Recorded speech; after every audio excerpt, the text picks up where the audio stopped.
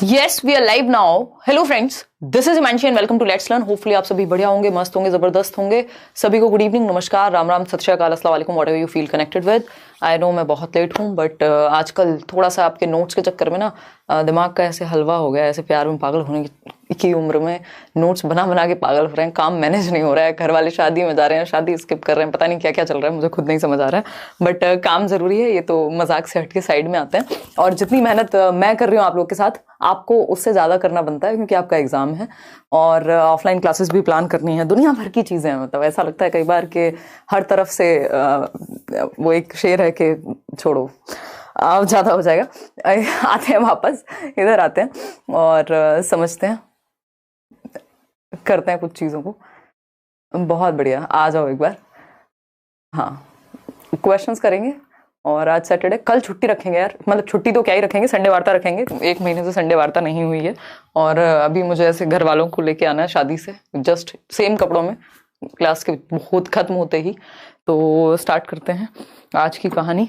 आ जाओ पहले. अच्छा, एक और चीज, मैंने आपके साथ हिंदी के जो नोट्स हैं वो शेयर कर दिए हैं और अपडेटेड शेयर कर दिया. कल वाली जो फाइल थी उसको डिलीट किया है, उसमें थोड़ा सा ही परिवर्तन है बट वो जरूरी था. उसमें क्वेश्चन आता ही है लगभग हर बार, तो मैंने 2-4 लाइन और ऐड की हैं या कुछ कुछ चीजें और ऐड की हैं उसमें जो कि जरूरी है. तो आप जो अपडेटेड नोट्स हैं उनको जाकर के टेलीग्राम पे डाउनलोड कर लीजिए. जिन लोगों ने डाउनलोड करके प्रिंट निकाल लिया था, इस बार आपको प्रिंट निकालने में दिक्कत नहीं होगी. तो वो लोग क्या करें कि उसमें वो 2-3 लाइन या जो जो चीजें मैंने एक्स्ट्रा ऐड की हैं वो थोड़ा सा कर लें, उस चीज को ऐड. इंग्लिश के नोट्स पे लगातार काम का चल रहा है, कल आपको मिल जाएंगे. और ईवीएस के नोट्स भी आपको कल नहीं मिलेंगे, परसों तक मेरे ख्याल में मिल जाने चाहिए, है ना. फिर बचेगा आपका सिर्फ मैथ्स पेडागोजी, वो भी 2-4 दिन में मिल जाएगा. ऑफलाइन क्लासेस का भी मैं जल्दी ही प्लान करके बताती हूँ चीजें. और एक शेर है कि सुलझा देता तेरी बिखरी जुल्फों को, बट अभी क्या करें, जिंदगी ज्यादा उलझी है ना. जुल्फों नहीं होता और जुल्फों होता है, बट मैं अलग ही दुनिया में हूँ. छोड़ो, खैर ये हंसी मजाक चलता रहेगा. स्टार्ट करते हैं. मैं खुद अपने आप को रिलैक्स करने की कोशिश कर रही हूँ अभी, क्योंकि मैं इतनी सारी चीजों में मेरा हाथ मतलब इधर उधर, दिमाग अभी इतना ज्यादा उलझा हुआ था. स्टार्ट करते हैं. और अफवाहों से बच के रहें. सूचनाओं का भंडार है इंटरनेट, है ना. ओवरडोज ऑफ इंफॉर्मेशन है. अब सब कुछ आपको बोर्ड बाद में बताता है, पहले सारे यूट्यूबर्स और दुनिया बता देती है कि कब कौन सी वैकेंसी आ रही है, क्या हो रहा है, सबको सब कुछ पता है यहाँ. तो कोशिश करिए अफवाहों से बचें और फोकस करें. जो आपके सामने पढ़ाई है, जब भी जो भी रियल ऑथेंटिक न्यूज आनी होगी वो पता लग ही जाएगी आपको. स्टार्ट करते हैं. बहुत बढ़िया. गुड इवनिंग भाई, करें शुरुआत. तो ये सेशन 19 है. आज का सेशन मुझे कंपैरेटिवली इजी लगा. मैंने एक बार क्वेश्चंस पे नजर मारी तो मुझे इजी लगा. आपको क्या करना है कि 25+ एटलीस्ट स्कोर करना है आज के सेशन में. लाइक शेयर सब्सक्राइब आप करें ना करें वो आपकी इच्छा है, बट करते ही हैं आप लोग तो ठीक है. Telegram channel let's learn squad, Hindi और पेडागोजी CDP के नोट्स मैं आपको शेयर कर चुकी हूँ. उनको प्लीज 5 to 10 टाइम्स मिनिमम पढ़ें. बहुत सारे या ज्यादातर क्वेश्चन आपको वहीं से देखने को मिलेंगे, ठीक है ना. चलिए. और हिंदी और इंग्लिश में मेरी कोशिश चल रही है कि मैं आपको क्वेश्चंस भी साथ में प्रोवाइड करा दूं. तुसी ग्रेट हो. I am preparing for PS TET. बहुत बढ़िया आजवेदार. और जो लोग अलग अलग एग्जाम्स की तैयारी कर रहे हैं, CDP के नोट्स इंग्लिश मीडियम में जल्दी मिल जाएंगे और आपका EVS के बाइलिंगुअल मिलेंगे. कोशिश रहेगी मैथ्स के बाइलिंगुअल मिले, बट मुझे उम्मीद कम लग रही है. हिंदी इंग्लिश के तो उसको तो बाइलिंगुअल नहीं चाहिए. हिंदी के नोट्स में 56 नंबर क्वेश्चन का आंसर गलत है. एक बार चेक कर लेंगे मुस्कान. बहुत बार प्रूफ रीडिंग होने के बाद भी ऐसा हो जाता है कि 1-8% का कुछ अगर रह जाए तो मैं एक बार चेक कर लूंगी, या हो सकता है आपको ऐसा लग रहा हो, है ना. एक बार मैं चेक कर लूंगी. क्वेश्चन नंबर 1 देखिएगा, फिर हम आगे बढ़ेंगे. क्वेश्चन नंबर 1 देखिए. ए कह रहे हैं 61% लोग, और तबियत नासाज है. मजे की बात यह, चीजें इतनी है मैनेज करने को, तबियत नासाज है. अगर आप लोग पेपर तक किसी भी शादी में गए, मैं आपके लिए शादियां छोड़ रही हूँ, मतलब अपनी नहीं, रिश्तेदारों की, बट अगर आप लोग गए तो देख लेना फिर. चलिए.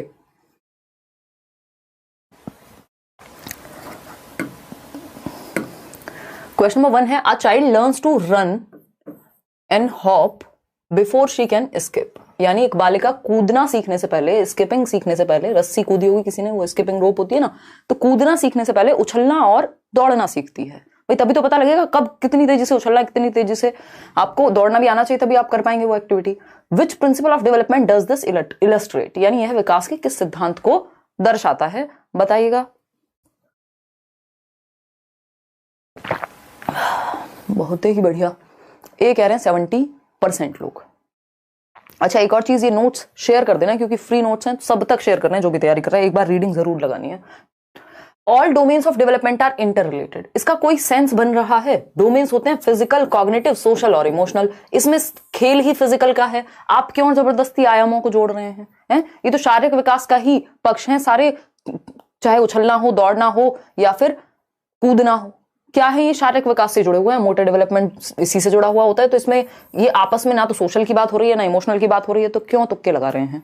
फिर आता है B option, development follows a predictable pattern, यानी विकास पूर्व अनुमानित प्रतिमानों का अनुसरण करता है, यानी development follows a predictable pattern. ये हम कह सकते हैं कि विकास का क्या है, एक पैटर्न है, एक हम अनुमान लगा सकते हैं कि बच्चा स्किपिंग सीखने से पहले, क्या करने से पहले, कूदना सीखने से पहले, रस्सी कूदना सीखने से पहले क्या करेगा, पहले उसको दौड़ना और उछलना आता होगा। ये पैटर्न है जिसको प्रेडिक्ट किया जा सकता है, जिसका अनुमान लगाया जा सकता है।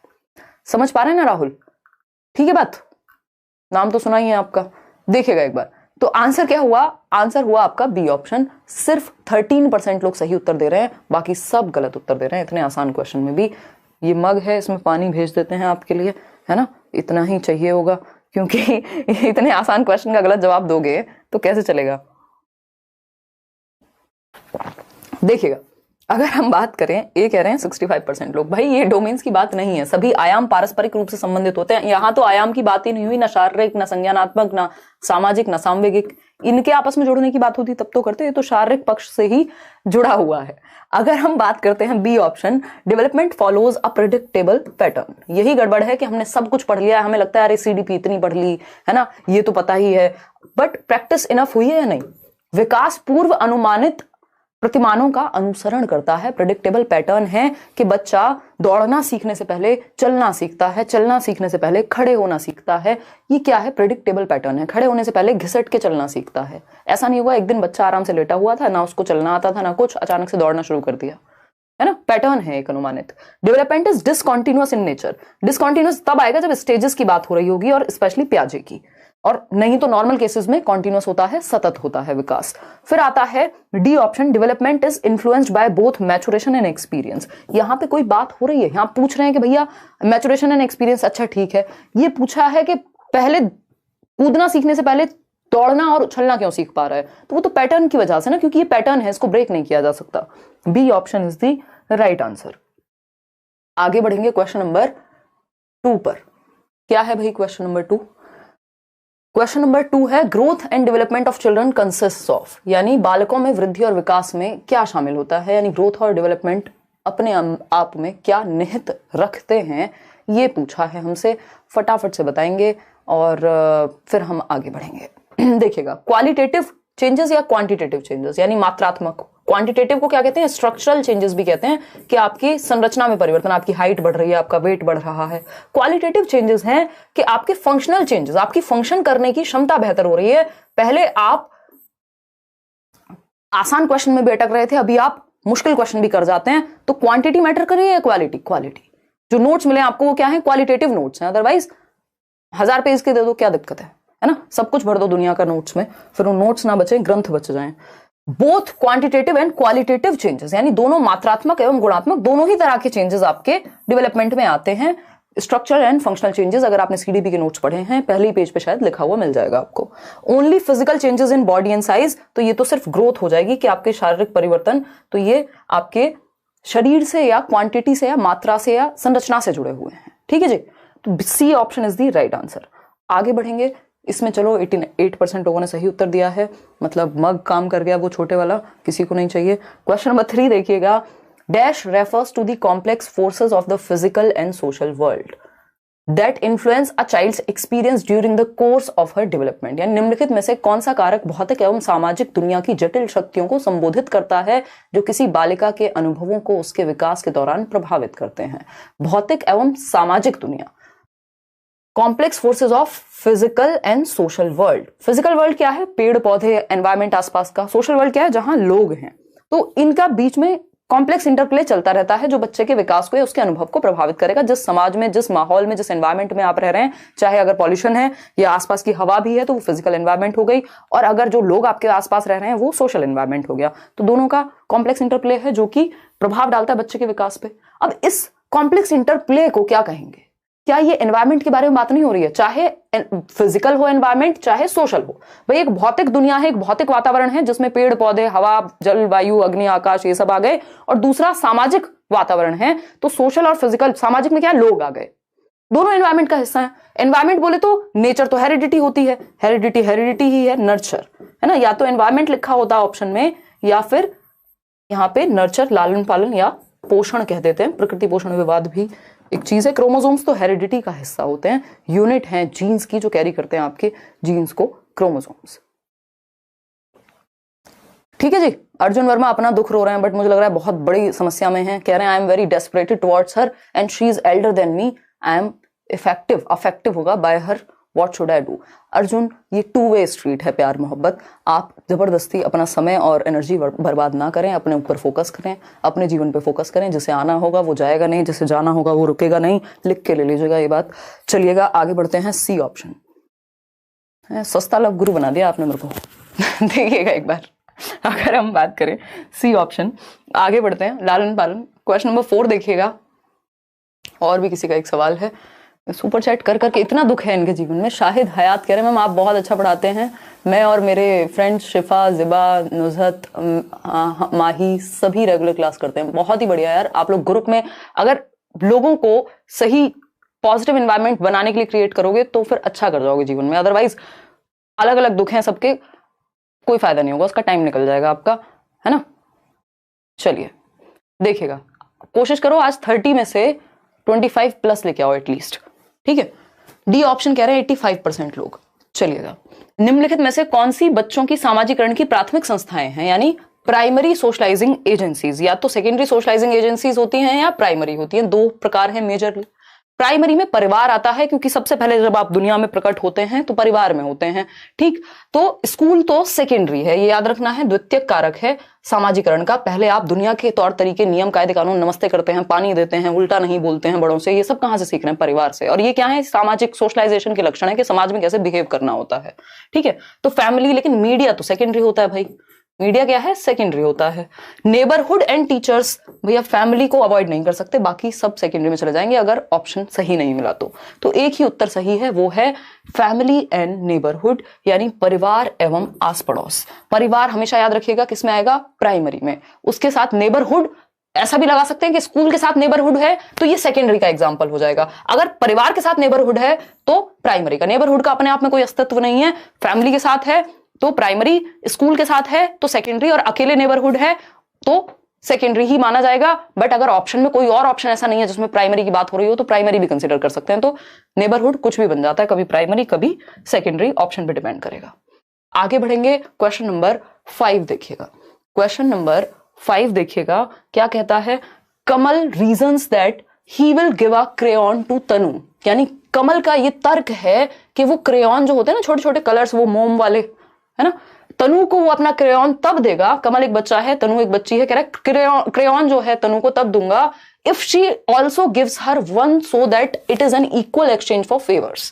यानी कि तनु उसे जब एक क्रेयॉन देगी तभी वो अपना एक दूसरा क्रेयॉन देगा। मान लीजिए उसको ग्रीन कलर की जरूरत है, एक स्केच पेन है, क्रेयॉन है, और वो कह रही है कि भैया मेरे को रेड चाहिए और तुम्हारे पास ब्लू है, तो वो कह रहा है कि एक काम करो अपना ब्लू वाला दे दो तब मैं रेड दूंगा। ठीक है ना, बच्चा है, उसे फर्क नहीं पड़ रहा है लड़की मांग रही है तो ऐसे डेस्परेट नहीं है वो। अभी जैसे कोई कमेंट कर रहा था कि नहीं नहीं ये वाला भी ले लो, सारे ले लो यार, तुम मम्मी पापा ने जितने ये किताबें दिलाई हैं ये भी रख लो, वो वाली स्थिति नहीं है। बच्चे एकदम नॉर्मल रहते हैं। ठीक, तो अगर हम बात करें तो that is it is an equal exchange. Equal exchange समझ रहे हैं? Tit for tat, give and take. ठीक है जी।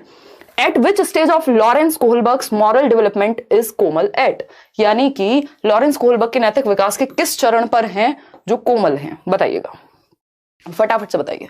म्यूचुअल एक्सचेंज कहते हैं, टिट फॉर टैट कहते हैं, गिव एंड टेक कहते हैं, you scratch my back and I will scratch yours. यानी बच्चा अगर दुकान से सामान भी लाने को कह दिया तो कहेगा पहले मुझे क्या मिलेगा मम्मी, तब लेके आऊंगा।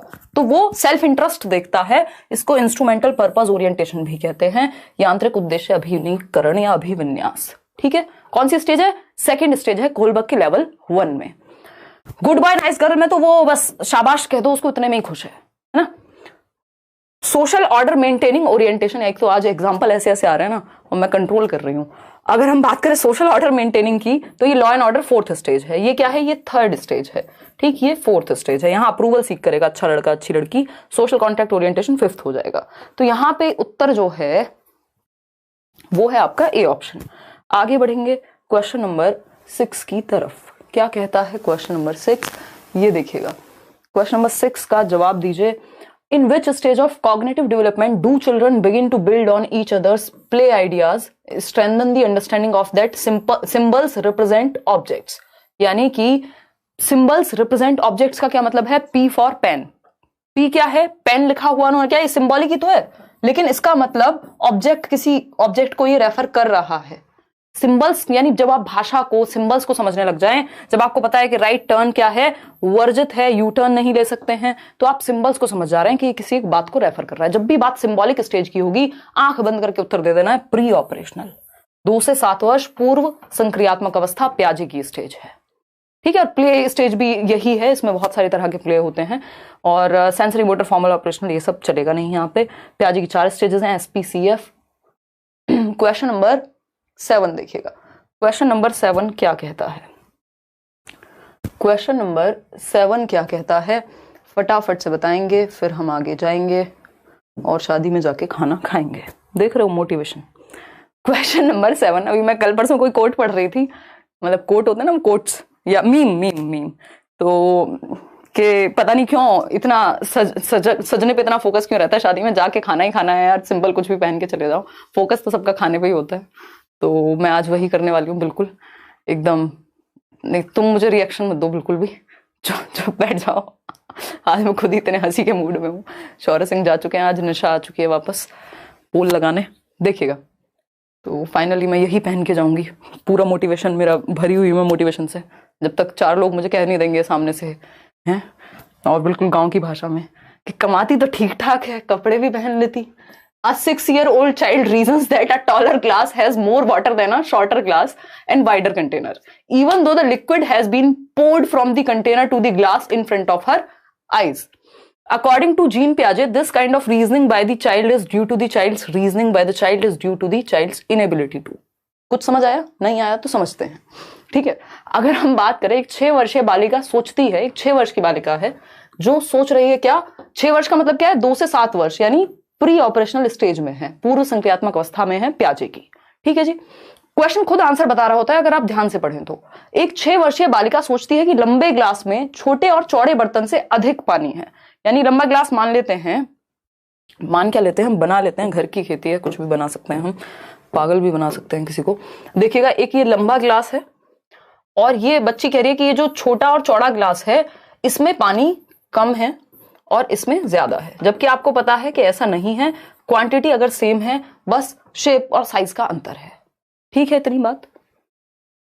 यद्यपि उसकी आंखों के सामने ही पानी एक बर्तन से दूसरे बर्तन में पलटा गया है, यानी अगर वही 200 ml पानी था तो वो बड़े बर्तन से छोटे बर्तन में डाल दिया, फर्क क्या पड़ेगा? प्याजे के अनुसार बालिका यह सोच किस योग्यता की कमी के कारण है, यानी कौन सी एक इनेबिलिटी है जिसकी वजह से वो समझ नहीं पा रही कि पानी तो दोनों में बराबर है, शेप चेंज होने से क्या होता है ना, शेप चेंज होने से क्या होता है, और लाइक शेयर करने से बहुत खुशी मिलती है, तो आप वो कर दिया करो याद से।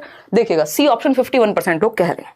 भाई किस चीज में दिक्कत आ रही है बालिका को? तो बालिके को दिक्कत है डिसेंट्रेशन में, विकेंद्रीकरण में, अकेंद्रीकरण में। डिसेंटर करना क्या होता है कि वो ये नहीं देख पा रही, अगर इसकी शेप पे फोकस है तो शेप पर ही है कि ये टॉल है, यानी किसी चीज की एक ही चीज पे सेंटर्ड है उसकी अटेंशन, और जहां पे ये वाइड है और क्या है, इसमें ज्यादा क्वांटिटी आ सकती है, इक्वल क्वांटिटी है, दूसरे एस्पेक्ट्स पे ध्यान ही नहीं है, यानी सेंटर्ड है अटेंशन, डिसेंटर नहीं कर पा रही, केंद्रीकरण है, विकेंद्रीकरण नहीं कर पा रही है। ठीक है जी, तो ये क्या होगा? डिसेंट्रेशन की प्रॉब्लम है, कंजर्वेशन की कमी है, संरक्षण की कमी है, 2 से 7 वर्ष में होती है, ये हमें पता होना चाहिए। Seriation, hierarchical classification, apply, preposition, logic, कुछ भी यहां आसपास भी नहीं है बाकी के 3 ऑप्शन जो आपको कंफ्यूज कर सकें। यहां पे सेंट्रेशन लिखा होता तो कई लोग कंफ्यूज हो जाते, बट सेंट्रेशन तो उसमें प्रदर्शन अगर पूछ रही होती किस कैरेक्टरिस्टिक को दर्शा रही है तो सेंट्रेशन हो जाता, लेकिन कमी यानी लैक किसकी है तो डिसेंट्रेशन हो गया। ठीक है, क्वेश्चन कैसे बदल देगा, हल्का सा चेंज होगा और आप घबरा जाएंगे। अगर यहां पे ये पूछा होता, अंजू तबियत थोड़ी ठीक है, थोड़ी खराब है, बीच की स्थिति है, अगर हम बात करें ये पूछा होता कि बालिके अगर आपका जो ध्यान है वो एक ही चीज पे सेंटर्ड है, तो जो विशेषता है या लिमिटेशन है वो है सेंट्रेशन की। इनेबिलिटी किस चीज की है? डिसेंटर करने की। समझ पा रहे हो? चलिए खैर आगे बढ़ते हैं। प्याजे वाली थियरी देख लेना, नहीं तो मैराथन सेशन अभी दिसंबर फर्स्ट वीक से शुरू करेंगे, या हो सकता है 1-2 दिन बाद शुरू कर दें। जैसे नोट्स आपको सारे मिल जाएंगे फिर मैराथन सेशन शुरू हो जाएंगे। क्वेश्चन नंबर 8 है, चाइल्ड यानी एक बच्चा है और एक टीचर है।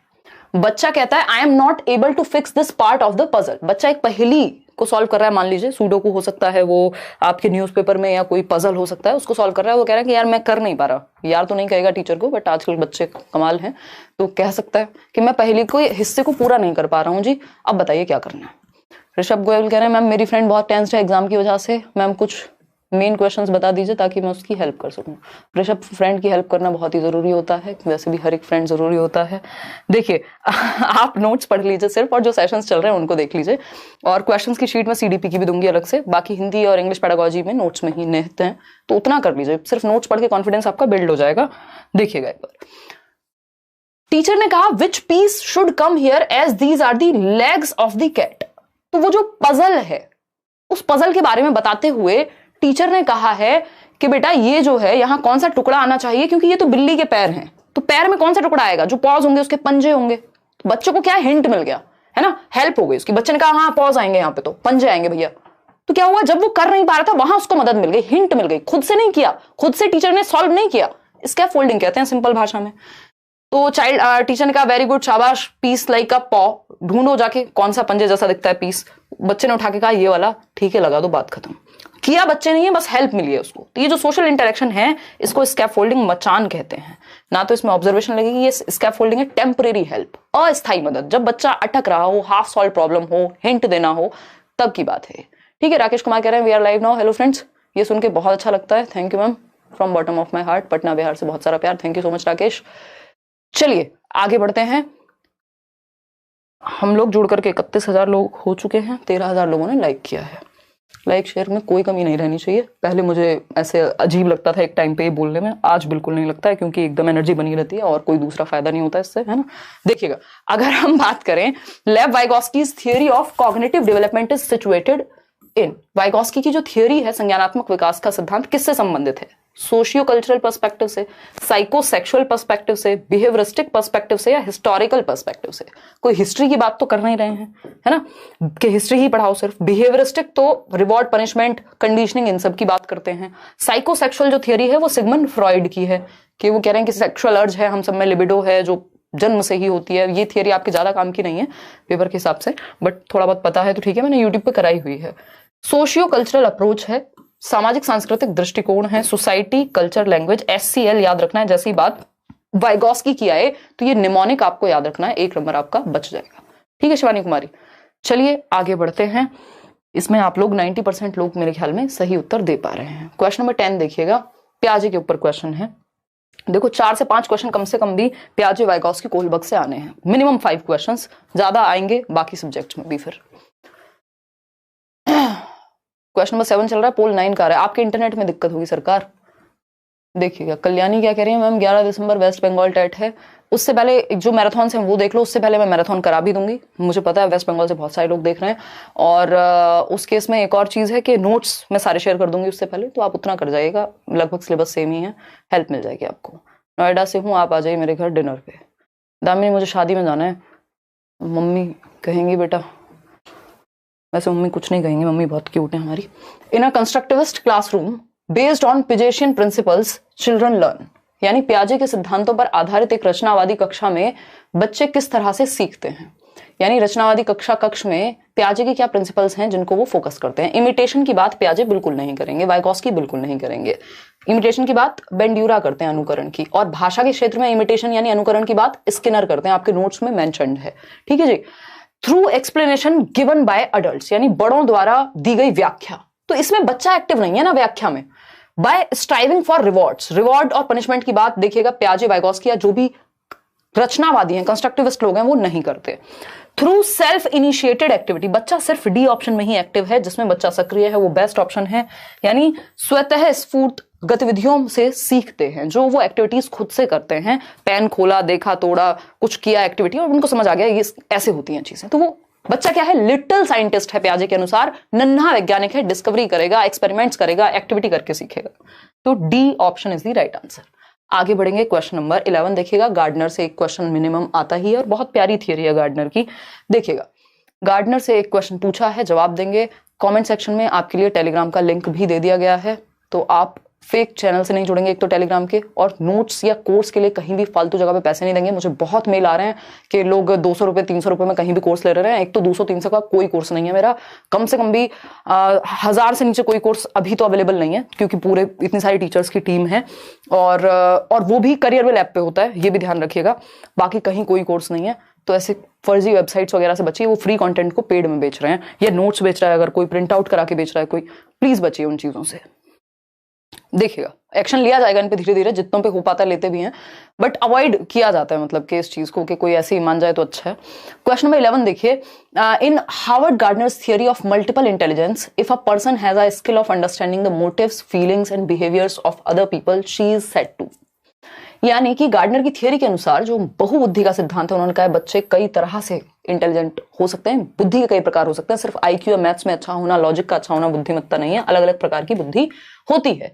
तो एक व्यक्ति में स्किल है, एक कौशल है, किस चीज को समझने का, of understanding the motives, feelings and behaviours, दूसरों के मोटिव्स, के सामने वाला अगर आके बहुत प्यारी प्यारी बातें कर रहा है तो आपको समझ में आ जाए कि इसका उद्देश्य क्या है, मोटिव क्या है, किस उद्देश्य से बात हो रही है, फीलिंग्स, भावनाएं क्या हैं इसकी मेरे प्रति, और बिहेवियर्स या अपने प्रति भी, और बिहेवियर्स क्या है, व्यवहार क्या है, दूसरों के व्यवहार को समझने में बहुत ही सक्षम व्यक्ति क्या कहा जाएगा, इंटरपर्सनल इंटेलिजेंस रखता होगा, अंतः व्यक्तिक बुद्धि रखता होगा। इंटर का मतलब ही होता है दो या दो से अधिक, जैसे इंटर स्टेट, इंटरनेशनल, ये क्या है, दो या दो से अधिक।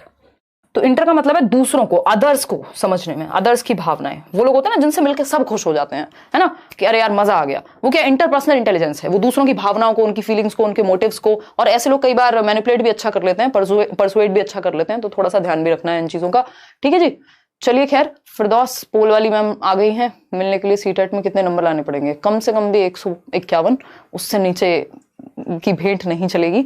देखिएगा, तो इंटरपर्सनल यानी अंतः व्यक्तिक, इंट्रापर्सनल होता है सेल्फ। अगर यही बातें खुद के बारे में होती, अगर अदर पीपल की जगह यहां सेल्फ लिखा होता, जो खुद को समझने में अच्छा है, जो उसे क्या चाहिए जीवन में, वो कैसे सोचता है, अपने ही सोच को, अपने आप को समझने में अच्छा है, फिलोसोफर्स हो सकते हैं, बुद्धा इसमें आ सकते हैं, तो ये इंट्रापर्सनल इंटेलिजेंस है, सेल्फ को समझने में।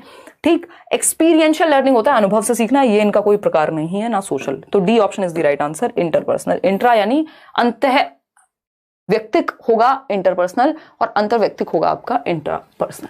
चलिए क्वेश्चन नंबर 12 देखते हैं, जवाब दीजिएगा। क्वेश्चन नंबर है क्या आपका 12।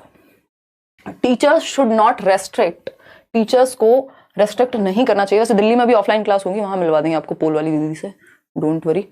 देखिएगा, फटाफट से जवाब दीजिएगा, फिर ही हम आगे बढ़ेंगे। क्वेश्चन नंबर 2 फिर से डिस्कस कर दीजिए, कर देंगे, और बताओ, कर देंगे यार, क्यों नहीं करेंगे। क्वेश्चन नंबर 12 देखिए आप, अध्यापकों को उदाहरण देते हुए महिलाओं को नर्स, यानी teachers should not restrict themselves to examples which depict women as nurses, यानी जिसमें महिलाओं को नर्सेस के रूप में दिखाया जा रहा हो, and teachers and man as doctors and pilot, यानी जो मैन है, जो पुरुष हैं, उनको पायलट और डॉक्टर की फॉर्म में दिखा रहे हैं हम एग्जांपल देते हुए। टीचर्स जब एग्जांपल दे रहे हैं तो, और महिलाओं को क्या कह रहे हैं, महिलाओं को या तो हम यहाँ पे रेस्ट्रिक्ट कर रहे हैं नर्सेस के रूप में या टीचर्स के रूप में, कि महिलाओं के लिए तो यही फील्ड अच्छा है ना। ये क्या है, किस चीज को प्रमोट करेगा, टीचर्स को ये करना नहीं चाहिए। अब कई लोग कहेंगे कि किताबों के लिए हैं ये बातें, किताबों में बातें बहुत ही विद्वान लोग लिखते हैं कई बार, और ये बहुत ही बड़े पॉलिसी मेकर्स या जितनी भी पॉलिसीज होती हैं भलाई के लिए होती हैं आपकी, तो उनको अगर हम इंप्लीमेंट धीरे धीरे नहीं करेंगे तो हमारा फेलियर है इसमें, है ना। कि अगर हम ये कहें बस किताबी बातें, दैट मीन्स हम अप्लाई नहीं कर पा रहे और हम किताबों तक ही छोड़ पा रहे हैं उस चीज को। तो थोड़ा सा इस चीज को ऐसे लेना है कि दिल में भी उतरे ये बातें, अच्छा सब्जेक्ट है। बी ऑप्शन है 76% लोग। इस चीज से किसको बढ़ावा मिलेगा, जेंडर स्टीरियोटाइपिंग को बढ़ावा मिलेगा, जेंडर रूढ़िबद्धता को बढ़ावा मिलेगा, कि आप रूढ़िबद्ध बना रहे हैं, आप स्टीरियोटाइप कर रहे हैं काम को जेंडर से, जबकि जो काम नर्सेस कर रही हैं अगर वो फीमेल्स हैं तो वो भी वही करेंगी, मेल नर्स हैं तो वो भी वही करेंगे, है ना। डॉक्टर अगर फीमेल है, हाउ डज इट मैटर, काम काम है, ठीक है ना। तो यहाँ पे क्या हुआ, जेंडर स्टीरियोटाइपिंग को आप बढ़ावा देंगे, तो इसलिए आपको रेस्ट्रिक्ट करना चाहिए अपने आप को एज अ टीचर कि आप ऐसे एग्जांपल ना दें कि बच्चों के दिमाग में ये भर जाए कि अगर मैं लड़की हूं तो मैं यही वाला काम कर सकती हूँ या कर सकता हूँ, लड़का हूं तो कुछ भी कर सकता हूँ या ये नहीं कर सकता हूँ। ठीक, तो स्टीरियोटाइप फ्लेक्सिबिलिटी वगैरह तो नहीं बढ़ रही है, यहाँ से स्टीरियोटाइप क्रिएट जरूर हो जाएगा। क्वेश्चन नंबर 13, स्टीरियोटाइप क्या होते हैं? जो समाज में कुरीतियां एक तरह से या रूढ़िबद्धताएं चली आ रही हैं जमानों से, क्योंकि उन्हें कोई चेंज करने को तैयार नहीं है। धीरे धीरे परिवर्तन आता है ऑफ कोर्स। अगर हम क्वेश्चन नंबर 13 की बात करें, क्वेश्चन नंबर 13 की बात करें तो क्या कहता है क्वेश्चन नंबर 13, बताइएगा।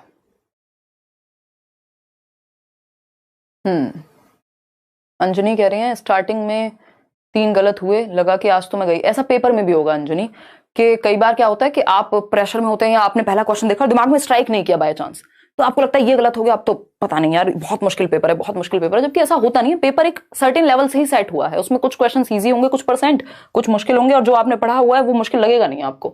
तो इस चीज को लेके तो तैयार रहना है कि थोड़ा बहुत ऐसा लग सकता है। क्वेश्चन नंबर 13 देखिएगा। क्वेश्चन नंबर 13 है, एक तो स्टेटमेंट दिया हुआ है, असर्शन कथन है, और उसका तर्क है। कथन क्या है? A print rich environment in a primary classroom is essential for language development of children. यानी एक भाषाई विकास के लिए प्राथमिक स्तर की कक्षा में मुद्रित समृद्ध प्रिंट रिच एनवायरनमेंट होना चाहिए। चार्ट्स लगे हुए हैं, पिक्चर्स लगी हुई हैं, क्लासरूम में अलग अलग चीजें हैं, लैंग्वेज गेम्स वगैरह हैं, तो प्रिंट रिच एनवायरनमेंट, मैंने नोट्स में भी लिखा हुआ है, अभी हिंदी के मिले इंग्लिश के मिलेंगे, उसमें भी लिखा हुआ है, लैंग्वेज के लिए print rich environment, familiar environment जरूरी है। ठीक है जी, तो ये बात तो ट्रू है। रीजन क्या है इसका? Emotions play an important role in learning. अब बात कहीं की हो रही है, आप कहीं और के गाने गा रहे हैं, है ना? तो ये वैसा ही हो गया कि क्वेश्चन चल रहा हो 13 और निशा मैडम बोल दें क्वेश्चन नंबर 2 का, तो ये क्या हुआ? ये इमोशंस जो हैं वो प्ले करते हैं इंपॉर्टेंट रोल। ये अपने आप में बात सही है, बट इसका रीजन तो सही नहीं है। समझ पा रहे हो ना? रीजन सही नहीं है, वैसे स्टेटमेंट सही है अपने आप में, तो ये तो हमें समझना ही पड़ेगा। अब बताओ इसका सही उत्तर क्या होगा? ए कह रहे हैं 57% लोग। मैम किशनगंज बिहार से हैं, 2 बार सीटेट क्वालिफाइड कर लिए हैं। पालतू चाचा बहाली नहीं देता है। अच्छा पलटू चाचा, ओके। और भोज रुका हुआ है, तब तक आप भोज खिला दीजिए। भोज मतलब भोजन या और कुछ बोलते हैं? नहीं, भोज तो समझ आ गया, बट पता नहीं है किस कॉन्टेक्स्ट में जा रहा हूँ, भगवान जाने। आजकल लोग खतरनाक हो गए हैं। भोज रुका हुआ है, शादी वादी को तो नहीं कह रहे हो यार, कर लो फिर, कोई बात नहीं, क्यों रोक के रखे हो। देखो एक बार अगर हम बात करें, कोई बात नहीं, अब वो तो जो चीजें जैसे हैं सिस्टम के अनुसार चलते हैं कई चीजें। देखिएगा अगर हम बात करें क्वेश्चन नंबर कितने की, इतने बाकी जगह की तैयारी कीजिए, जहां पे भी नौकरी पहले मिल जाए, जिस भी स्टेट में जहां निकले वैकेंसी, उसके लिए तैयार रहिए, अपनी मेहनत बराबर करते रहिए, फिर अपने मनपसंद की जगह पे चले जाइएगा जब वहां वैकेंसी निकले, क्योंकि सारी चीजें हमारे हाथ में नहीं है कि वैकेंसी कब निकले तो हमारे हिसाब से निकल जाए। सारी चीजें, पॉलिटिकल चीजें भी बहुत इन्वॉल्व रहती हैं, उनको लेके क्या ही कहें। 53% लोग कह रहे हैं A option, both A and R are true and R is the correct explanation. मेरे बताने के बावजूद भी आप पे कोई प्रभाव नहीं पड़ा, आपने रट्टे लगाए हुए हैं कि जैसे ही ये दिखे ए एंड आर दोनों सही हैं, सब सही है, ये कह दो। नहीं, ए और आर सही है, बट आर जो है वो सही तर्क नहीं है ए का। तो इसका मतलब क्या हुआ? Both A and R are true but R is not the correct explanation of A. R अपने आप में बात सही है, बट ए के विषय में सही नहीं है। ठीक है ना? तो आंसर इसका बी होगा कि इमोशंस इंपॉर्टेंट होते हैं, बट बात तो यहां इसकी चल रही थी कि जो प्रिंट रिच एनवायरनमेंट है वो दिया जाए। क्वेश्चन नंबर 14 देखिएगा, बड़ा क्वेश्चन है, थोड़ा सा लेंदी, जवाब दीजिए। क्वेश्चन नंबर 14 है, क्या कहता है? Harjot gets very upset when she does not receive a star on her assignment. She gets defensive at any critical remark on her work. Which of the following feedback approach would be most effective in this case? यानी कि जो हरजोत है, वो जब उनको कोई भी काम दिया जाता है, कोई भी असाइनमेंट दिया जाता है, तो उसमें अगर उनको स्टार ना मिले, कुछ बच्चे होते हैं ना, वो जबरदस्ती भी आ जाएंगे, काम अच्छा नहीं है फिर भी कह मैम स्टार दे दो यार, मेरे को बिना स्टार के नींद नहीं आती, घर पे जाके गुड लिख दो, वेरी गुड लिख दो मैडम, है ना? तो अगर उसको स्टार ना मिले तो बहुत डिसअपॉइंटेड हो जाती है और डिफेंसिव भी हो जाती है। यदि उसको क्रिटिकल रिमार्क दे दो कोई, भाई हर दिन स्टार मिलेगा ये किसने कह दिया? हर दिन 30 में से 30 आएंगे ऐसा थोड़ी पॉसिबल है। कभी कभार 29 भी आ सकते हैं, 28 भी आ सकते हैं, बहुत अच्छी तैयारी होने के बावजूद भी। ठीक, तो क्रिटिकल रिमार्क अगर टीचर दे दे, क्रिटिकल रिमार्क क्या है? आलोचनात्मक टिप्पणी कि बेटा ये चीज सही नहीं है या ये ऐसे होना चाहिए, तो वो बर्दाश्त नहीं हो पाता उससे, है ना? कुछ लोग होते हैं ना, उनकी जरा सी आप बुराई करो उनसे बर्दाश्त नहीं होता। खैर ये तो बच्ची है, बच्चे तो वैसे ही होते ही ऐसे हैं। विच of the following feedback approach would be most effective in this case? यानी इस संबंध में निम्नलिखित में से कौन सा उपागम सबसे अधिक प्रभावकारी होगा? फीडबैक कैसा दिया जाना चाहिए ऐसे बच्चे को, क्योंकि ये बच्चे का अपना इमोशनल स्टाइल है, लर्निंग स्टाइल है कि वो क्रिटिकल फीडबैक बहुत जल्दी से एक्सेप्ट नहीं करता, कुछ बच्चे कर लेते हैं और उसको स्टार चाहिए। तो आप कैसे डील करेंगे, इंडिविजुअल नीड्स का मामला है। पहला ऑप्शन है giving her lots of constructive feedback and allowing her to revise her work. बात तो सही है। देखो कंस्ट्रक्टिव फीडबैक बहुत ही प्यारी चीज है, कंस्ट्रक्टिव वर्ड ही प्यारा है अपने आप में, क्योंकि रचनात्मक प्रतिपुष्टि जिसमें बच्चों को मौका मिले डिफरेंट डिफरेंट वेज में वो चीजों को देख पाए, सीख पाए, और उसको हम क्या कर रहे हैं, रिवाइज करने के लिए ऐसा फीडबैक दे रहे हैं जिसमें वो दोबारा से उस चीज पे काम कर सके अगर कोई गलती है कहीं तो। बात तो ठीक है।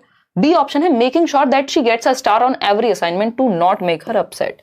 देखो बच्चे के प्रति कंफर्मिटी नहीं दिखानी होती कि वो गलती कर रहा है तब भी हम उसे सही नहीं करा पा रहे हैं, तो फिर तो आप दास प्रथा में चले गए। ठीक, तो ये सुनिश्चित करना कि उसके हर प्रदत्त कार्य में सितारा मिलेगा, तो उससे उसका कोई बेनिफिट नहीं है ना। जिस टास्क में उसको स्टार नहीं मिलना था वहां पे भी दे दिया तो उसको पता ही नहीं लगेगा कि उसने स्टार लायक काम भी किया है कि नहीं। Making sure that she does not get a star or any other reward on assignment so that she becomes used to it. मतलब ये मेक श्योर करेंगे तुम्हें स्टार देंगे ही नहीं, बच्चों से पर्सनल दुश्मनी नहीं निकालनी है। डी ऑप्शन है not giving her any kind of feedback. ये भी खराब है, फिर आपने बच्चे में परिवर्तन के लिए कुछ किया ही नहीं, फीडबैक तो देना पड़ेगा। तो एक ही उत्तर पॉजिटिव लग रहा है यहाँ, वही सही उत्तर है कि उसे एक तो रचनात्मक प्रतिपुष्टि देंगे, फीडबैक देंगे क्रिएटिव वे में कि बेटा इसको ऐसे भी किया जा सकता था, देखो और अच्छा लगेगा ऐसे करेंगे तो, और रिवाइज करने को एक बार काम करने को कहेंगे, ना कि डायरेक्ट ये कहेंगे अरे बहुत बेकार काम है, ऐसे नहीं, बात को घुमा करके कहेंगे। तो A option is the right answer. आगे बढ़ेंगे, क्वेश्चन नंबर 15 देखिएगा क्या कहता है क्वेश्चन नंबर 15, फटाफट से समझिएगा। क्वेश्चन नंबर 15 है which of the following is not a feature. Not वाले क्वेश्चंस ध्यान से करने हैं कि पोर्टफोलियो की विशेषता कौन सी नहीं है। पोर्टफोलियो समझते हैं, एक फाइल है जिसमें आपके कच्चे चिट्ठे हैं बच्चे के, यानी जो भी जरूरी बातें हैं उसके बारे में, उसकी अचीवमेंट्स हैं, कुछ अलग किया है, वो सब रिकॉर्ड होता है क्रमिक तरीके से, प्रोग्रेसिवली।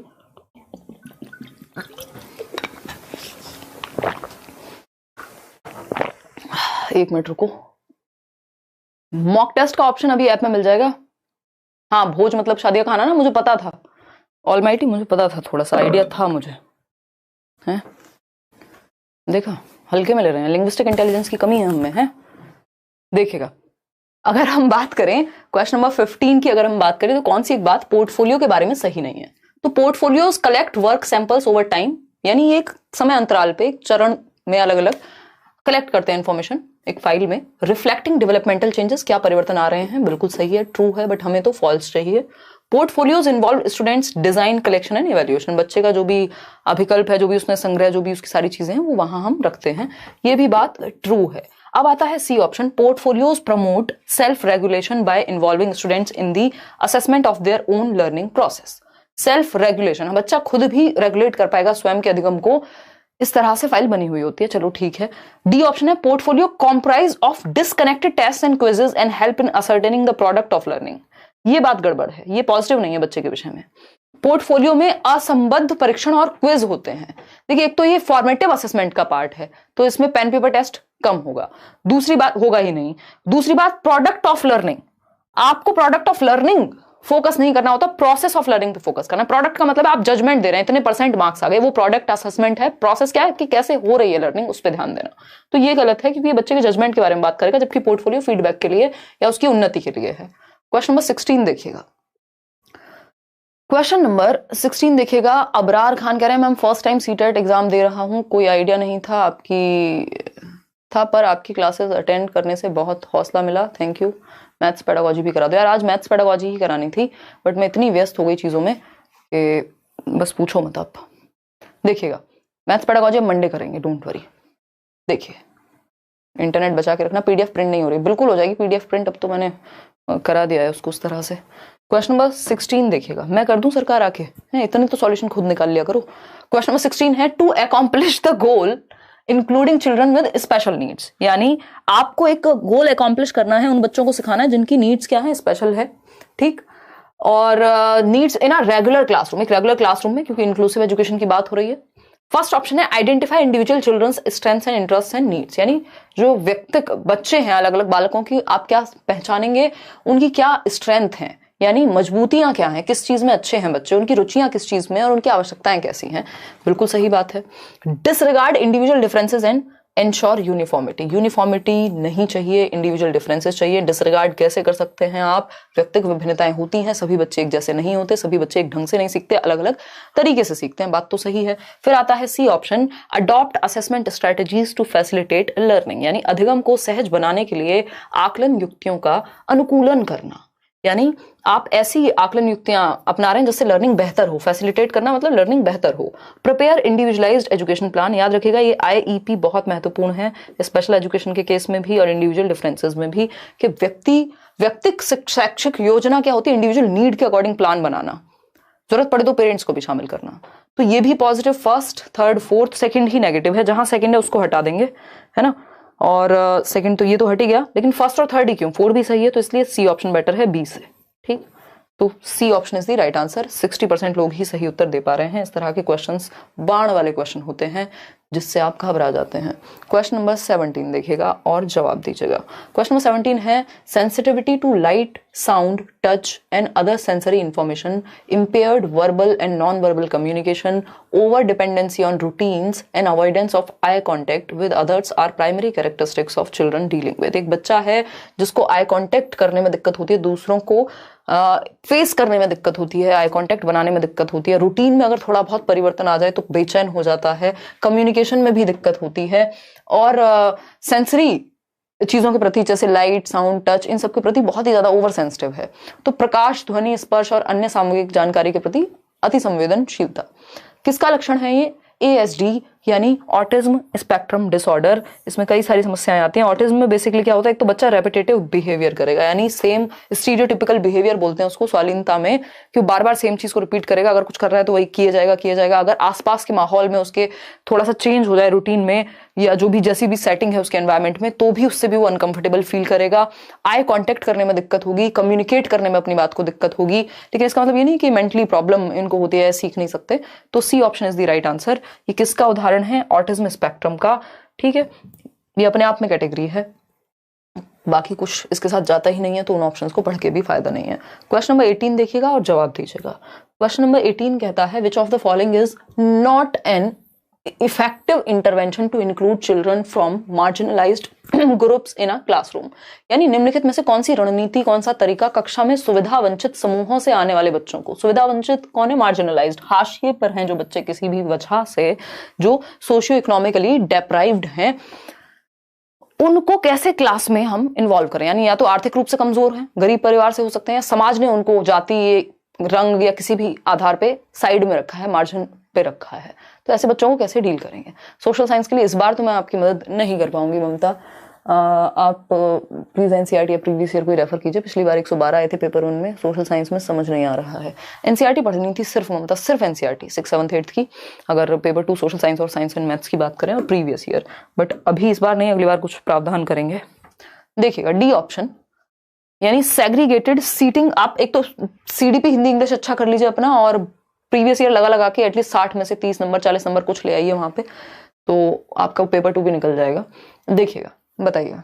डी ऑप्शन कह रहे हैं 74% लोग। देखते हैं कौन सा सही तरीका नहीं ऐसे बच्चे के लिए जो मार्जिनलाइज्ड ग्रुप से आता है।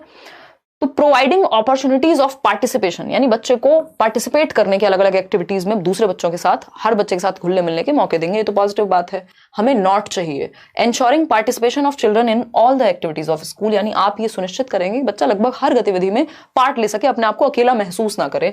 Regular monitoring of attendance and retention of children, यानी बच्चों की उपस्थिति और ठहराव की नियमित मॉनिटरिंग, कि ऐसा तो नहीं है ये बच्चे स्कूल छोड़ जा रहे हैं, माहौल ठीक नहीं लग रहा है उनको, कोई भी रीजन है, तो ये भी आपको पता होना चाहिए। डी ऑप्शन है segregated seating arrangement on the basis of group affiliation, कि भैया तुम फलानी जाति, फलाने समूह, फलानी आर्थिक स्थिति से हो, गरीब परिवार से हो, या इस जाति से हो, साइड में बैठो। ये गलत है। Segregation is against the law of nature, अलगाव प्रकृति के नियमों के खिलाफ है। जैसे प्रकृति हम सभी को, मदर नेचर एक साथ लेकर के चलती है, बारिश होती है तो सभी के लिए होती है, हवा चलती है तो सभी के लिए चलती है, धूप निकलती है तो सभी के लिए निकलती है। ऐसे ही इंक्लूसिव एजुकेशन पे फोकस करना है कि हर बच्चे को सिखा पाए डिस्पाइट एनी डिफरेंस। तो सेग्रीगेट करना नेगेटिव है, और जो नेगेटिव है, जो गलत है, वही सही है, क्योंकि पूछा ही गलत है। तो D option is the right answer over here. आगे बढ़ेंगे, मैच द फॉलोइंग करके एक क्वेश्चन है, डरिएगा मत, थोड़ा सा बड़ा क्वेश्चन है, पता नहीं आप देख भी पाएंगे या नहीं, प्रयास कीजिए। देखिएगा, बेसिकली डिसेबिलिटीज लिखी है, ये PDF भी आपको मिल जाएगी, और ये आप मॉक टेस्ट भी दे पाएंगे करियर लैब पे, ये फ्री में। मैम मेरा नाम राहुल साहनी, यूपी से हूँ, माऊ से हूँ। अच्छा, माऊ डिस्ट्रिक्ट है ना। सीडीपी में टेस्ट मारते हैं तो कभी कम तो कभी ज्यादा नंबर आते हैं, क्या करें? साहनी, एक तो इस बात का ध्यान रखिएगा जिस भी जगह पे आप टेस्ट दे रहे हैं वहां जो आंसर्स हैं वो ऑफिशियल आंसर की से दिए हुए हों, ठीक है। दूसरा, उस पैटर्न पे हो वो क्वेश्चंस, या तो प्रीवियस ईयर करिए, इस टाइम पे एक्स्ट्रा क्वेश्चन करने की कोई जरूरत नहीं है, सिर्फ प्रीवियस ईयर कर लोगे इनफ हो जाएगा। वही क्वेश्चंस रिपीट होते हैं, थोड़ा बहुत लैंग्वेज में इधर उधर, कई बार या ज्यादातर तो एज इट इज भी रिपीट हो जाते हैं क्योंकि इतने सारे सेट हैं ऑनलाइन के। तीसरी बात, कभी कम कभी ज्यादा होना नॉर्मल है कि आप किस मन स्थिति से बैठे हैं, और ऐसे टॉपिक्स चुन के निकालिए कि किस तरह के टॉपिक्स में आपके क्वेश्चंस गलत होते हैं, तो उनको एनालाइज करेंगे अगर आप तो पता लग जाएगा कि समस्या है कहां। और इनफ प्रैक्टिस करिए, ये सेशन जरूर लीजिए। सिर्फ आप आंख बंद करके क्वेश्चंस प्रैक्टिस करते रहेंगे और उनको एनालाइज नहीं करेंगे तो प्रॉब्लम है, क्योंकि यहां हम क्वेश्चंस का एनालिसिस कर रहे हैं प्रॉपर। समझ पा रहे हैं बात को? तो समझते हैं और बढ़ते हैं राहुल आगे। मैच द फॉलोइंग, क्या है मैच करने को? डिस्फेजिया है, हमें पता है, ये मैंने आपके नोट्स में भी दिया है। डिस्फेजिया क्या है? भाषा को समझने या बोलने से संबंधित डिसऑर्डर है। फेजिया मतलब अफेजिया, डिस्फेजिया, ठीक है जी। तो disorder that affects communication skills, बिल्कुल सही बात है। फर्स्ट का 4 हो गया तो बाकी ऑप्शंस तो हटा ही देंगे भाई, थर्ड नहीं हो सकता फर्स्ट का, और फर्स्ट भी नहीं हो सकता, 4 है।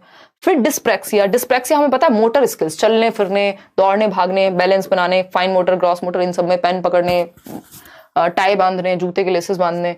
तो बी का हो गया फर्स्ट, ये भी सही है, तो ये ऑप्शन अपने आप ही हट जाएगा। फिर भी चेक कर लीजिए, डिसकैलकुलिया, डिसकैलकुलिया क्या है? कैलकुलेशन में प्रॉब्लम है, ये तो इसके सामने ही लिखा हुआ है, तो सी का हो गया थर्ड, तो ये तो अपने आप ही हट जाता क्योंकि ये फोर्थ तो हो नहीं सकता था, तो D option is the right answer over here. आगे बढ़ेंगे क्वेश्चन नंबर 20 पर। क्या कहता है क्वेश्चन नंबर 20? देखिएगा एक बार, 20वां सवाल क्या कहता है ये बताइएगा आप। फिर हम किसी को सेकंड क्वेश्चन में भी दिक्कत थी वो पूछेंगे, पता नहीं इतना हेडेक क्यों है मुझे, शायद ज्यादा हो गई हैं चीजें। क्वेश्चन नंबर 12 देख लो प्लीज, 2 और 12 दोनों देख लेंगे, डोंट वरी, दोनों देख लेंगे। मैम आज पता चला सीटेट हार्ड क्वेश्चन पूछता है। प्रीवियस ईयर कोई भी एग्जाम होता है ना अगर, तो वो उसी तरह से उसी पैटर्न पे डिजाइन होता है कि सारे क्वेश्चन ना इजी होंगे, और अगर ऐसा ही होता इतना ही इजी होता तो फिर तो सही अप्रोच से जो नहीं पढ़ रहे हैं वो लोग 70% 80% लोग फेल ही हो रहे हैं ना पेपर में।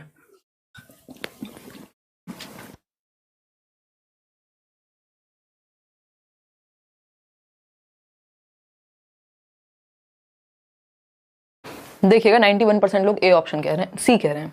देखते हैं, टीचर क्रिएटिव थिंकिंग, कुछ नया सोचने को बढ़ावा कैसे दे? डाइवर्जेंट थिंकिंग, अपसारी चिंतन को बढ़ावा कैसे दे?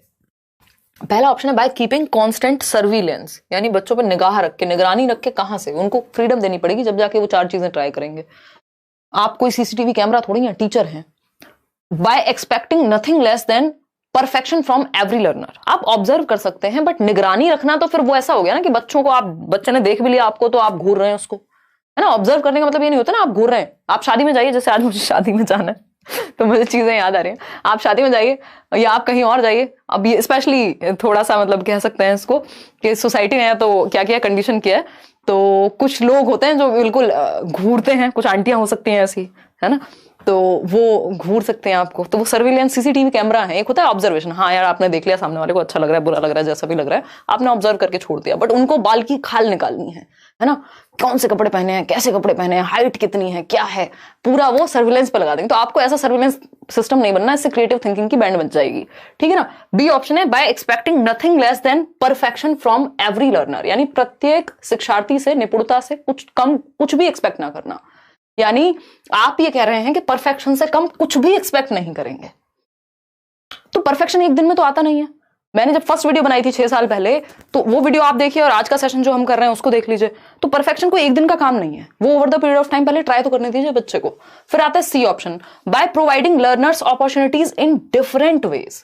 ये बिल्कुल सही है, जब भी क्रिएटिविटी की बात आएगी तो डिफरेंट वेज, डाइवर्जेंट थिंकिंग, अपसारी चिंतन की बात होगी, दिशाओं में सोचने की बात होगी, ठीक है जी। कोई दिक्कत परेशानी? हाँ, 12 नंबर क्वेश्चन फिर से बता देंगे, 2 नंबर क्वेश्चन भी फिर से बता देंगे, पहले 30 क्वेश्चन पूरे होने दो। मैम आप शादी में कब जाएगा? बस अभी जाएंगे, क्लास खत्म होते ही मुंह धो के और निकल लेंगे। देखिएगा, अगर हम बात करें क्वेश्चन नंबर कितने, सी की, option number C, by selecting very difficult activities. अगर आप सिर्फ डिफिकल्ट एक्टिविटीज और रिजिड डायरेक्शन देंगे, फ्लेक्सिबल होनी चाहिए, एक तरीका काम नहीं कर रहा दूसरा करेगा, तो सी ऑप्शन 90% लोग सही कह रहे हैं। आगे बढ़ते हैं क्वेश्चन नंबर 21। क्या है क्वेश्चन नंबर 21? देखिएगा, क्वेश्चन नंबर 21 देखिएगा, अजहर कह रहे हैं मैम सीटेट पास करने के लिए क्या करें, मैथ कम आती है। तो मैथ कम आती है, सीटेट में चल जाएगा मैथ कम आती है अगर। हालांकि आप बिल्कुल नहीं छोड़ सकते किसी भी सब्जेक्ट को, क्योंकि मैथ्स में भी पेडागोजी के 15 नंबर हैं, तो वो पेडागोजी अच्छे से कर लीजिए। उसमें भी कुछ सवाल 10 सवाल ऐसे हैं जो रिपीट ही होते हैं हर बार, वही टॉपिक्स हैं, वही कहानी है, बस ऑप्शन थोड़ा बहुत इधर उधर दे देगा। तो उसके लिए नोट्स भी मिल जाएंगे, मैराथन सेशन पुराना भी देख सकते हो, नया भी अभी होगा वो देख सकते हो, है ना। और बाकी के जो 15 नंबर है उसमें कुछ तो कैलकुलेशन बेस्ड होते हैं, तो 5-6 नंबर तो आप वहां भी ले आओगे कि नहीं, तो कोई दिक्कत नहीं है। तैयार होके अच्छे कपड़े पहन कर जाओ, मनीषा कह रही है। मनीषा फिर तो क्लास की छुट्टी ना कर देती मैं, है ठीक है। Ma'am I am from Bihar but exam centre Varanasi का लिया हूँ मैम, क्वेश्चंस में कोई चेंजेस तो नहीं है? कोई फर्क नहीं पड़ता उससे संदीप, कोई भी फर्क नहीं पड़ता, डोंट वरी, ठीक है ना। ऐसे गांव में कहावत है कि लाल तो गूदरों में नहीं छिपते, तो ऐसे वाले ऐसे खुद को ऐसे मोटिवेट करके जाऊंगी मैं कि हाँ मैं ही सबसे अच्छी लग रही हूँ, ठीक है ना। तो चलो आते हैं, अगर हम बात करें what sequence a child should adopt while solving a problem, यानी किस सीक्वेंस को अपनाना चाहिए बच्चे को समस्या समाधान के दौरान, बताइएगा फटाफट से बताइएगा। बस भगवान करे कोई शादी से ना देख रहा हो ये वीडियो, नहीं तो लोगों को लगेगा भाई इतने दुखी थे तो आए क्यों थे। देखो एक बार बताइए फटाफट से, 9 सवाल और हैं आपके, फिर हम आज की क्लास समाप्त करेंगे। बहुत बढ़िया मोहम्मद, अरे हम सभी महान हैं यार, खुश रहो। देखो अगर हम बात करें तो इसमें मिक्स्ड आंसर्स आपके आ रहे हैं। 51% लोग ए कह रहे हैं कि पहले प्रॉब्लम को आइडेंटिफाई करते हैं, बिल्कुल सही बात है, पहचान करेंगे समस्या है क्या, हाइपोथेसाइज करेंगे उसका सॉल्यूशन क्या है, परिकल्पना करेंगे, इमेजिन करेंगे क्या क्या चीजें हम इसके सॉल्यूशंस में निकाल सकते हैं, ठीक है ना। और अगर हम बात करें अगर हम बात करें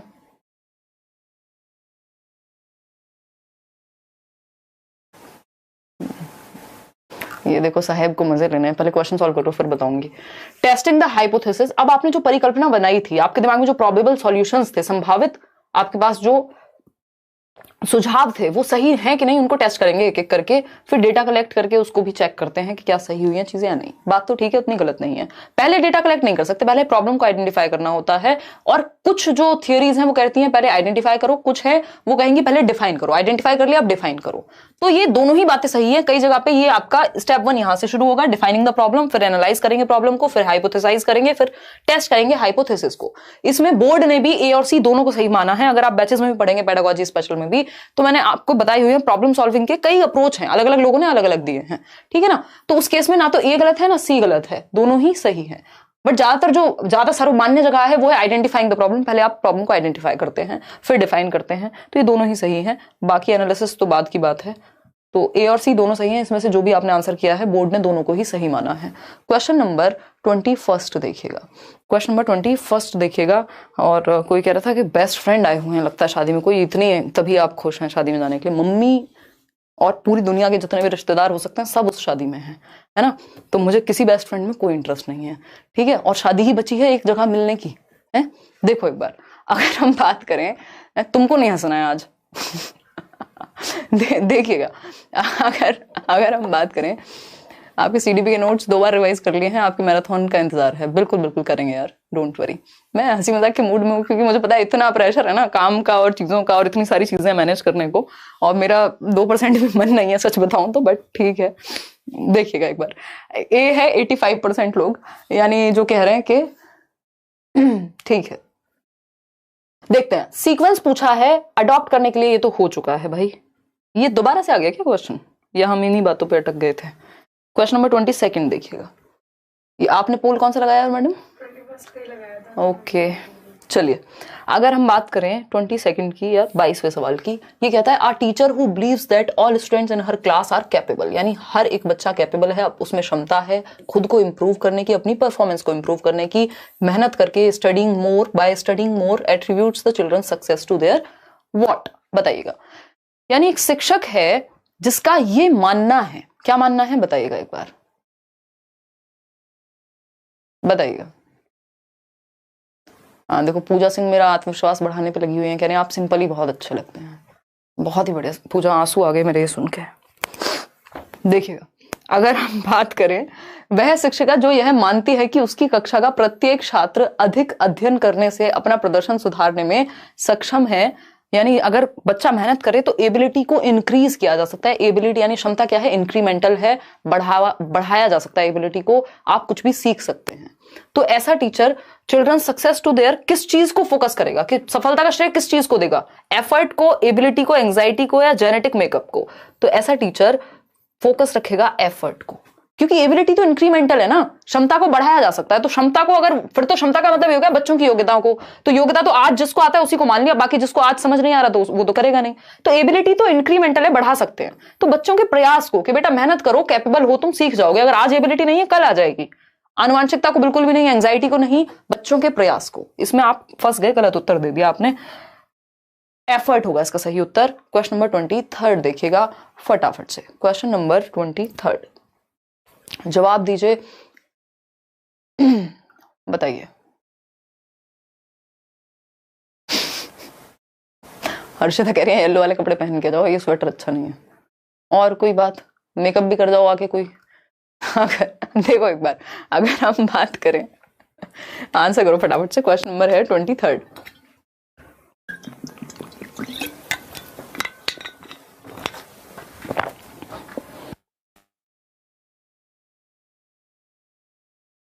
नंबर 23 है। देखो हम वीकेंड ऐसे ही मनाते हैं, हमारा सैटरडे दुनिया छुट्टी पर रहती है, हम ऐसे ही मस्ती मजी में सीख लेते हैं। तो वीकेंड का वीकेंड, आर टीचर और पढ़ाई की पढ़ाई। Are teacher should have high expectations, यानी एक अध्यापक को बहुत अधिक अपेक्षाएं किससे रखनी चाहिए? Only from the bright students, जो प्रतिभाशाली बच्चे हैं सिर्फ उनसे, कह रहे तुम तो आग लगा दोगे, तुम तो बहुत अच्छे हो। From all students irrespective of their gender and class, यानी कि जेंडर और वर्ग को ध्यान में रखेगी, यानी मेल है कोई या फीमेल है तो पर्टिकुलर किसी एक ही जेंडर को आप कह रहे हैं नहीं तुम ही अच्छा कर पाओगे, ये कहां कर पाएंगी बेचारी या कर पाएंगे बेचारे, ठीक? तो ऐसा भी नहीं है। यहां पे जेंडर और वर्ग को ध्यान में न रखते हुए लिखा हुआ है, यानी from all students irrespective of their gender, यानी हर बच्चे से आप हाई एक्सपेक्टेशन रखेंगे, नो मैटर के जेंडर क्या है, नो मैटर के क्लास क्या है, वो कमजोर वर्ग से आते हैं आर्थिक रूप से, किस जाति से आते हैं, किस समुदाय से आते हैं, आपको हर बच्चे से, बच्चा आपके लिए बच्चा है, हर बच्चा सीखने की क्षमता के साथ पैदा हुआ है, ये बात चाइल्ड सेंटर्ड एजुकेशन कहती है, ठीक है जी। From all students except those who belong to special category, यानी वो बच्चा मान लीजिए जो स्पेशल कैटेगरी से है, कोई भी डिसेबिलिटी है, तो आप कहेंगे वो सीख नहीं सकता, नहीं वो भी सीख सकता है, उसकी भी अपनी क्षमताएं हैं, उसके भी अपने अंदर कुछ विशेषताएं हैं, आप निकाल के लाएंगे तो सीख जाएगा, है ना? तो हर बच्चा सीख जाएगा, ठीक है। कोई कह रहा पानी मत पीजिए, स्नेहा कह रही है नहीं तो पेट भर जाएगा, शादी में खा नहीं पाओगे, बताऊंगी अभी। डी ऑप्शन है from boys and girls in different areas such as in mathematics from boys and in language from girls. तो ये तो जेंडर स्टीरियोटाइपिंग हो गई। तो आपको हर बच्चे से हाई एक्सपेक्टेशन रखनी है, चाहे कोई भी वर्ग से हो, किसी भी जेंडर से हो, किसी भी जाति से हो, कोई फर्क नहीं पड़ता। टीचर की एक्सपेक्टेशन अच्छी होनी चाहिए। क्यों हाई होनी चाहिए? क्योंकि टीचर की एक्सपेक्टेशन का प्रभाव बच्चे के अधिगम पे पड़ता है। उसको लगता है कि यार जब टीचर ने कहा है कि मैं कर सकता हूं तो मैं कर लूंगा, है ना? तो ये एक बात हुई। बात रही शादी में जाके खाने की, तो शादी में जाके खाना मुझे याद नहीं है आज तक मैंने किसी शादी में ठीक से खाना खाया हो, ये तो मैं हंसी मजाक की बातें कर रही हूँ। देखिएगा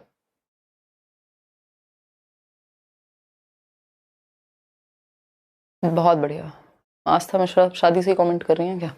देखिएगा which framework proposes that learning is active and takes place in cultural context, यानी संदर्भ बहुत ही प्यारा वर्ड है पूरे सीटेट के एग्जाम के लिए। कॉन्टेक्स्ट में सीखना बहुत अच्छा होता है। कॉन्टेक्स्ट मतलब संदर्भ, रियल लाइफ के संदर्भ में, और बच्चा एक्टिव भी है। तो कौन सा फ्रेमवर्क ये कहता है कि बच्चे को एक्टिव रखो और कॉन्टेक्स्ट में सिखाओ? बताइएगा। सामाजिक संरचनावादी यानी सोशियो कल्चरल अप्रोच, कि बच्चा सक्रिय भी है और सामाजिक प्रक्रियाओं में कल्चरल कॉन्टेक्स्ट में सीख रहा है। बिल्कुल सही बात है। वाइगोस्की की याद आ रही होगी आपको, society, culture, language.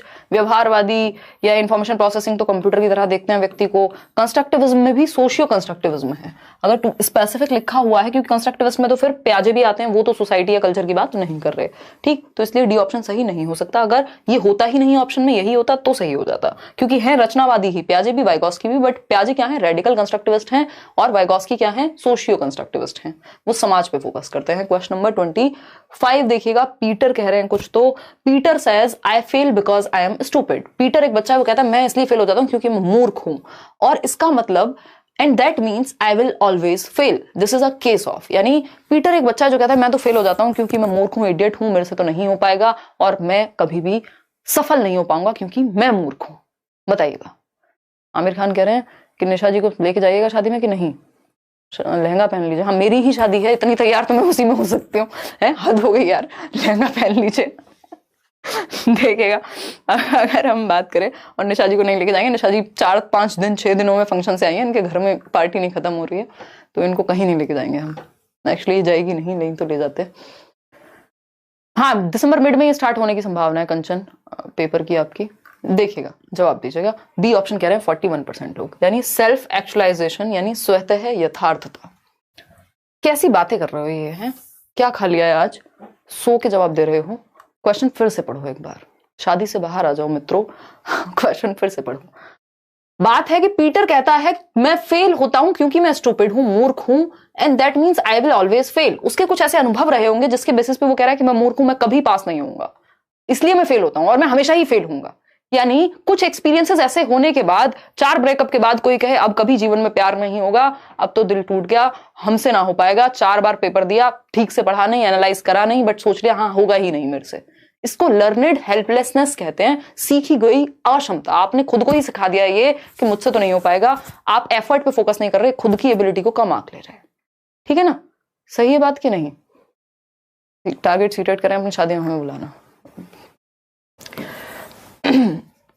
Divergent thinking ये नहीं है, सेल्फ एक्चुअलाइजेशन भी नहीं है, ये तो पॉजिटिव चीजें हैं। ये अचीवमेंट मोटिवेशन भी नहीं है। अचीवमेंट मोटिवेशन क्या है? डेविड मैक्लीलैंड और एटकिंसन के अनुसार जब तक तोड़ेंगे नहीं तब तक छोड़ेंगे नहीं, जब तक अचीवमेंट नहीं हो जाएगी तब तक नहीं छोड़ेंगे, ये पॉजिटिव है। लेकिन यहाँ नेगेटिविटी प्रॉब्लम है, लर्नेड हेल्पलेसनेस है, सीखी गई निस्सहायता है, बेचारगी है कि हमसे ना हो पाएगा, आपने सही से एफर्ट नहीं किया। पॉजिटिव होकर के भाई, अगर आप ये सोचे कि इंसान ही करते हैं ना एग्जाम क्लियर, अगर सही तरीके से, सही अप्रोच मेरी सही होगी, मेहनत सही होगी, तो क्यों नहीं होगा? ऐसा क्या है फिर जो नहीं होगा? ठीक है ना? तो ये सेल्फ एक्चुअलाइजेशन तो भैया हाईएस्ट लेवल हो गया मैस्लो की हायरार्की का, कि हु एम आई, आप तो खुद को जान चुके हैं, फिर किस बात का डर है ना? तो डाइवर्जेंट थिंकिंग होता है दिशाओं में सोचना, तो ये तो हो ही नहीं सकता। ये क्यों तुक्के लगा रहे हो? लर्नेड हेल्पलेसनेस पे एक क्वेश्चन आएगा जरूर, क्योंकि पिछली बार बहुत क्वेश्चन पूछे उन्होंने लर्नेड हेल्पलेसनेस पे, एक पेपर में एक क्वेश्चन दे दिया है लगभग। क्वेश्चन नंबर 26 देखिएगा और जवाब दीजिएगा। बताइए एक बार, जवाब दीजिए, जवाब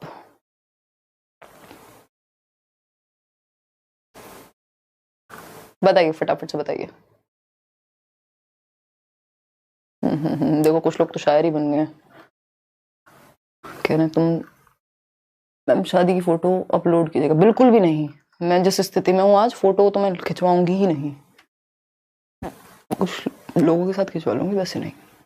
देखिएगा, क्वेश्चन है 26 और आंसर दे रहे हैं आप लोग सी ऑप्शन, 84% लोग। National education policy NEP 2020 proposes that road memorisation should be encouraged. बिल्कुल भी नहीं, रोट मेमोराइजेशन रटने को यहाँ पे भी रटना ही है। Experiential learning, yes, experiential learning यानी अनुभव के द्वारा सीखना, अनुभवात्मक अधिगम। एक्सपीरियंशियल लर्निंग पे कोल्ब की थियरी भी है, बट वो D++ भी वगैरह में काम की है। ठीक है, और should be encouraged to promote, यानी अनुभव के आधार पे अगर लर्निंग को प्रमोट करेंगे तो उससे क्या होगी? Critical thinking. क्रिटिकल थिंकिंग क्या है? चीजों को जस्ट मान ना लेना, उन पे विचार करना, क्रिटिकल थिंकिंग। कि यार जब नोट्स फ्री दिए जा रहे हैं तो कोई नोट्स कैसे बेच सकता है, ये क्रिटिकल थिंकिंग है कि आप सोच पा रहे हैं, रीजन समझ पा रहे हैं कि कुछ गड़बड़ तो नहीं है, बस मान तो नहीं लिया, रिकॉल नहीं, रिकॉल तो याद करना हो गया। तो C option is the right answer. ठीक है जी, 84% लोग सही दे रहे हैं, मुझे बहुत खुशी है। अकॉर्डिंग टू पियाजे, child in preoperational stage are able to do reversible thinking, make believe play, hierarchical classification, conservation. Answer होगा मेक बिलीव प्ले। ठीक है ना भीम, आंसर होगा इसका मेक बिलीव प्ले। ठीक है, खुश रहिए। आगे बढ़ते हैं क्वेश्चन नंबर 27 पे, 3 सवाल और हैं, फिर आपके जो डाउट हैं वो बता दूंगे मैं। क्वेश्चन नंबर 27 देखिएगा एक बार, क्वेश्चन नंबर 27 देखिएगा, फिर हम जाकर के बढ़ेंगे आगे। मैम शादी घर में सब सो जाएगा इतनी जल्दी? दिल्ली की शादी में जयमाला हो जाए 11 बजे तक, बहुत है। देखिएगा, कुछ लोग तो पूरा जीवन इसलिए जी रहे होते हैं क्योंकि एक दिन उन्हें शादी करनी है, ऐसे भी खतरनाक लोग हैं, है ना? जो कि ठीक है भाई, किसी को किसी चीज में खुशी मिले, इंडिविजुअल डिफरेंसेस, बट मेजॉरिटी, ये कंडीशनिंग भी है।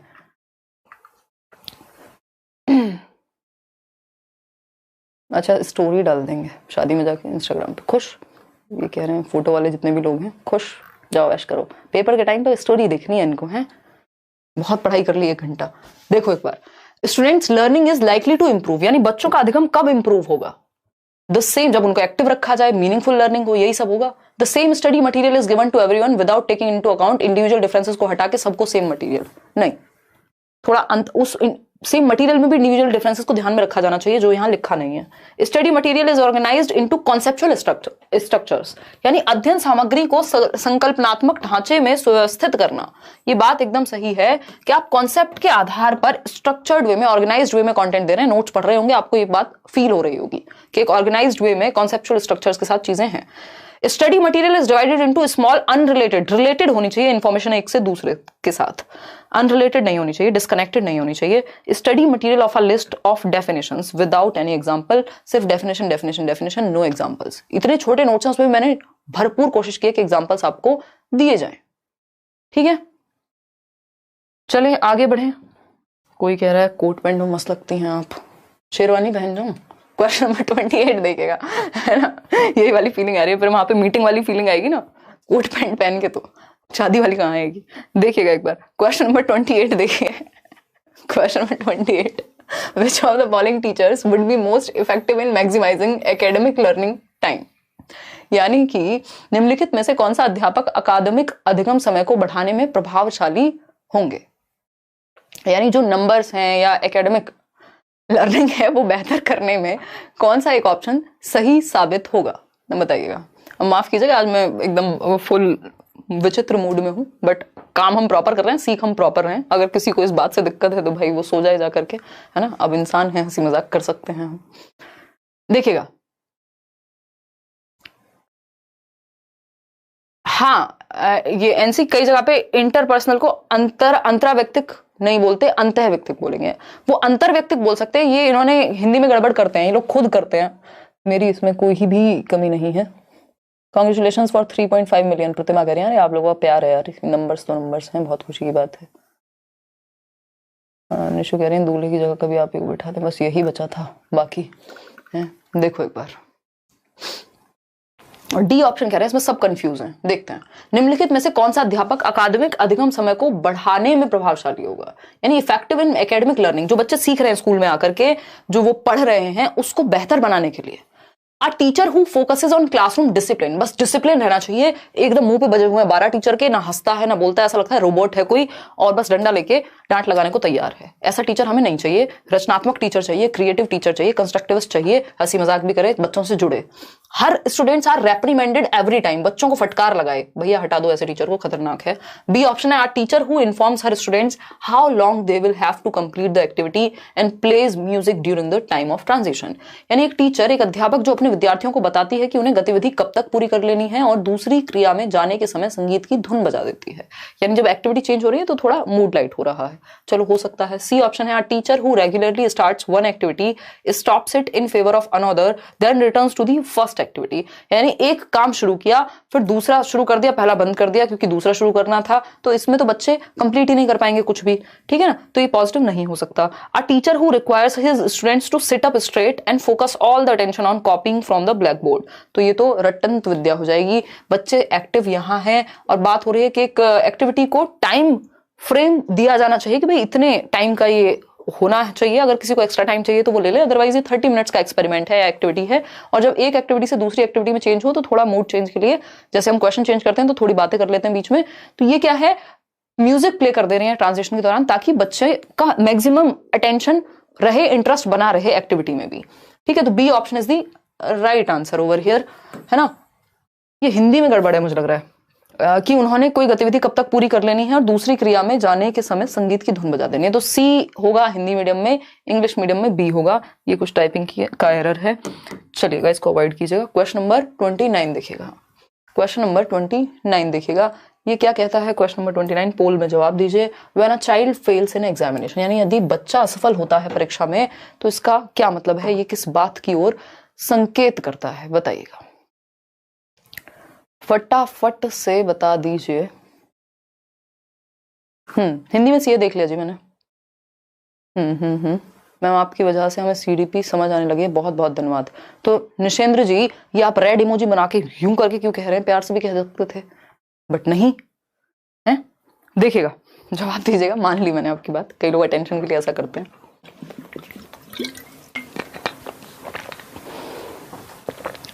जवाब दीजिएगा फटाफट से, जवाब दीजिएगा। 87% लोग डी ऑप्शन कह रहे हैं। कि बच्चा जब फेल होता है तो इसका क्या अर्थ है? बच्चा फेल, सिस्टम फेल, सिंपल बात। फिर भी ऑप्शन देखेंगे, कोई और ऑप्शन बेटर हो सकता है। The child did not memorise, रट्टे नहीं लगाए उसने, है ना, याद नहीं किया। याद नहीं करवाना, समझाना है, कंस्ट्रक्ट कराना है, एक्टिव रखना है, मीनिंगफुल लर्निंग होनी है ना। ये मेमोराइज करना, रिकॉल करना, ये अच्छे शब्द नहीं है। द पेरेंट्स नेगेटिव वर्ड्स हैं। The parents have failed and should have made provisions. देखिए, कमियां अपने में निकाल ली हैं, सिस्टम में, टीचर में, टीचिंग मेथड में, स्कूल के सिस्टम में, ना तो बच्चे में ना पेरेंट्स में, क्योंकि वो आप गड़बड़ कर देंगे फिर। The child is not fit to study in school. ऐसा कोई बच्चा नहीं है जो फिट ना हो। इंक्लूसिव एजुकेशन का बच्चा है, इंक्लूसिव एजुकेशन का मतलब है हर बच्चा फिट है। जो आपको देखने में फिट नहीं लग रहा वो भी फिट है पढ़ने के लिए।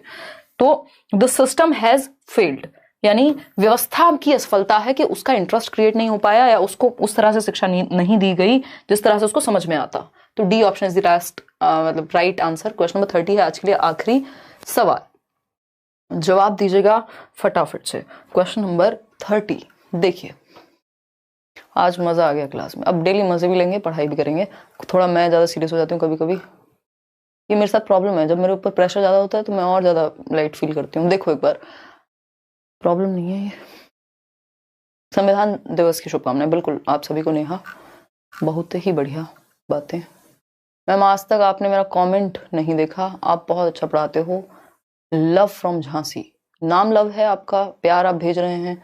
शिव भक्त है, अच्छा नाम आपका, पता नहीं क्या नाम है, नाम नहीं समझ पा रही बट धन्यवाद। देखिएगा, एक किसी ने कहा है, शंकर कुमार कह रहे हैं सीटेट पेमेंट पेटीएम से सक्सेस हो गया है बट फॉर्म में दोबारा पे करने का ऑप्शन आ रहा है, तो क्या मेरा एडमिट कार्ड आएगा? यार इसको कंफर्म कर लो, उन्होंने मेल आईडी दी हुई है इस तरह की प्रॉब्लम्स के लिए सीटेट वालों ने। एक बार उस मेल आईडी पे कॉल करो, बात करो, प्रॉपर इसको प्रोसेस को कंप्लीट कर लो, क्योंकि दिक्कत हो जाएगी अगर कंप्लीट नहीं हुई चीजें तो, है ना, क्योंकि रिफंड तो उनसे आप ले लोगे बट दिक्कत हो जाएगी। क्वेश्चन नंबर 30 देखिए कि जो अभिकथन है वो है कि children need to be provided opportunities such as manipulation of objects, experiments, brainstorming, discussion, यानी बच्चे को एक्टिव रखना है तभी अर्थ निर्माण हो पाएगा। कुल मिला के बात यह है, बच्चे को एक्टिविटी सेंटर्ड रखना है, ठीक है, सक्रिय रखेंगे। इसका जो तर्क है वो क्या है? Learning is active and social in its character, यानी अधिगम की प्रकृति क्रियाशील और सामाजिक है, यानी एक्टिव और सोशल है। बिल्कुल सही बात है, इसीलिए तो इतनी एक्टिविटी और ग्रुप में सिखाने की बात हो रही है। दोनों ही बातें सही हैं, इसमें आप अपना तुक्का लगा सकते हैं। Both A and R are true and R is the correct explanation of A, यानी ए और आर दोनों सही हैं और आर सही व्याख्या करता है किसकी? ए की। ठीक है जी, तो A option is the right answer. किसी को पहले तो आपको ये बता देना है कि आउट ऑफ 30 कितने ठीक हुए हैं आपके। 25+ एटलीस्ट रहना चाहिए। नोट्स डाउनलोड कर लीजिए टेलीग्राम चैनल से जाके, फ्री नोट्स हैं, उनको मल्टीपल टाइम्स पढ़िए। इस टाइम पे इस बार सीटेट में जरूरी है कि आपने कितने अच्छे से कॉन्सेप्ट्स को क्लियर किया है, कितने ज्यादा क्वेश्चंस प्रैक्टिस किए हैं वो सेकेंडरी चीज है, क्योंकि कॉन्सेप्ट घुमा के पूछेगा और आपको लगेगा आपको आता है बट आप फंस जाएंगे। एक तो क्वेश्चन नंबर 12 में किसी को डाउट था और एक किसी को 2 में डाउट था। टाइम क्या हो गया? 10:30। चलिए फटाफट से, मुझे शादी में जाना है जैसा कि आप जानते ही हैं। क्वेश्चन नंबर 12, अब कोल्ड ठीक है तुम्हारा? नहीं लग तो नहीं रहा। देखिएगा, मतलब कोल्ड को पाल रही हो तुम, है जैसे लोग गुस्से को पालते हैं, बदले की भावनाएं पालते हैं लोग, निशा कोल्ड पालती है। अलग अलग शौक हैं लोगों के, तरह तरह के। देखिएगा 27 आउट ऑफ 30, 26 20 भी आए हैं किसी के, 25 बहुत बढ़िया। मम्मी का फोन आ गया, मम्मी चिंता में आ गई होंगी, कहाँ रह गई मेरी पुत्री। आप मुझे बहुत क्यूट लगता है, अच्छा धन्यवाद। एक बार मम्मी की सुन लूं मैं, एक बार आप जवाब दो इतने। क्वेश्चन नंबर 12 में किसको दिक्कत थी? हाँ जी, हेलो, हाँ जी।